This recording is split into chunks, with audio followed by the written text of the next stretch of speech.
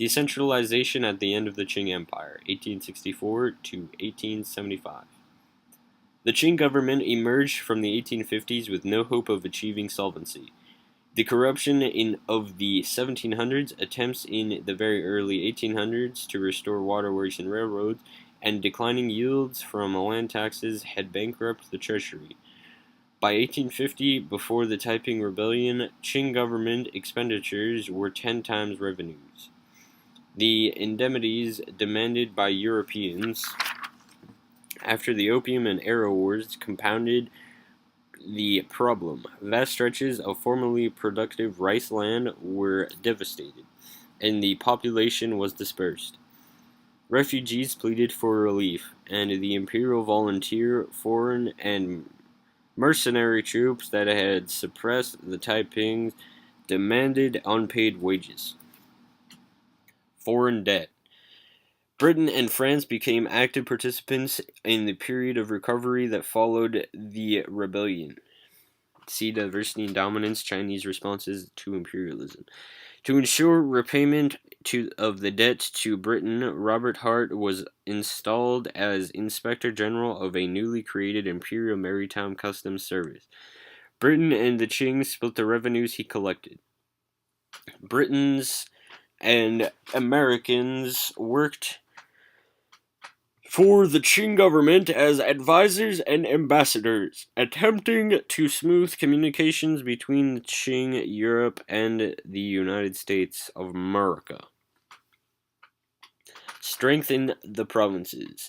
The real work of the recovery, however, was managed by provincial governors who had come to the forefront in the struggle against the Taipings. To prosecute the war, they had won the right to levy their own taxes, raise their own troops, and run their own bureaucracies. These special powers were not entirely cancelled when the war ended. Chief among these governors was Zheng Guofan, who oversaw programs to restore agriculture, communications, education, and publishing, as well as the efforts to reform the military and industrialize armaments manufacture. Like many provincial governors, Zheng preferred to look to the United States rather than to Britain for models and aids. He therefore hired American advisors to run his weapon factories, shipyards, and military academies. He also sponsored a daring program in which promising Chinese boys were sent to Hartford, Connecticut, a center of missionary activity, to learn English, science, mathematics, engineering, and history. They returned to China to assume some of the positions previously held by foreign advisors. Though Zheng was never an advocate of participation in public life by women, his Confucian convictions taught him that educated mothers were more than ever a necessity. He not only encouraged but also partly oversaw the advanced classical education of his own daughters. Zheng's death in 1872 deprived the empire of a major force to reform. Dowager Express 60. The period of recovery marked a fundamental structural change in the Qing Empire. Although the emperors after 1850 were ineffective rulers, a coalition of aristocrats supported the reform and recovery programs. Without their legitimization of the new powers of provincial governors like Zheng Guofan, the empire might have evaporated within a generation. A crucial member of the alliance was Cixi, who was known as the Empress Dowager after the 1880s. Later observers, both Chinese and foreign, reviled her as a monster of corruption and arrogance. But in the 1860s and 1870s, Cixi supported the provincial governors, some of whom became so powerful that they were managing Qing foreign policy as well as domestic affairs. No longer a conquest regime dominated by a Manchu military caste and its Chinese civilian appointees, the empire came under the control of a group of reformist aristocrats and military men, independently powerful civilian governors, and a small number of foreign advisors. The Qing lacked strong central unified leadership and could not recover their powers of taxation, legislation, and military command once these had been granted to the provincial governors. From the 1860s forward, the Qing Empire disintegrated into a number of large, powerful zones in which provincial governors handed over leadership to their proteges in a pattern that the Qing court eventually could only ritually legitimate. Section Review.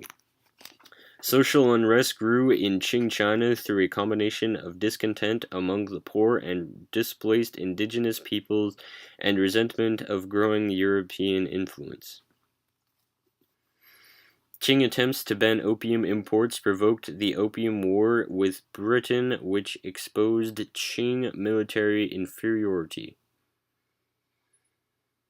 The Treaty of Nanking gave extraterritoriality and other privileges to Britain and led to further losses to other Western powers. Social resentment and foreign intrusion ignited the Taiping Rebellion, which, after the Arrow War, the Qing quelled with British and French aid. The rebellion encouraged epidemics, devastated agriculture, produced overcrowded cities filled with refugees, and coincided with environmental disasters.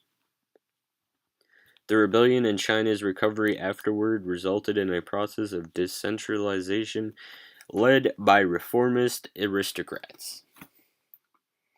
Conclusion. Most of the subjects of the Ottoman, Russian, and Qing rulers did not think of European pressure or competition as determining factors in their lives during the first half of the 19th century. They continued to live according to the social and economic institutions they inherited from previous generations. By the 1870s, however, the challenge of Europe had become widely realized. The Crimean War, where European allies achieved a hollow victory for the Ottomans and then pressured the Sultan for more reforms, confirmed both Ottoman and Russian military weakness. The Opium War did the same for China, but China, unlike the other empires, was also stricken by rampaging civil war and regional uprisings.